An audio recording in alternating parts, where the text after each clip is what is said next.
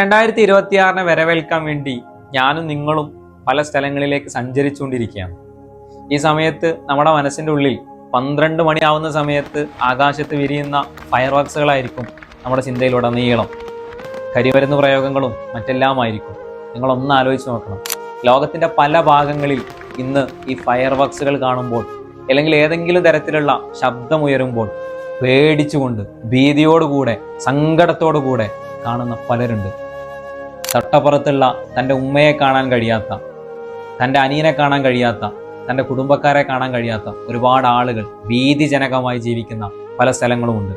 Palestine ഉൾപ്പെടെയുള്ള സ്ഥലങ്ങളിൽ നമുക്കറിയാം ഇത്തരത്തിലുള്ള പ്രയാസം അനുഭവിക്കുന്ന ആളുകളുണ്ട്. അവർക്കൊന്നും ഒരുപക്ഷെ ഈ ഫയർ വർക്സുകൾ സന്തോഷമല്ല നൽകുന്നത്.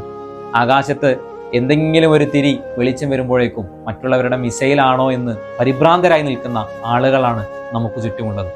അവിടെയാണ് നമ്മുടെ ആഘോഷങ്ങളെല്ലാം നടക്കുന്നത് എന്ന ചെറിയൊരു ബോധ്യം നമ്മളിൽ ഉണ്ടാകണം.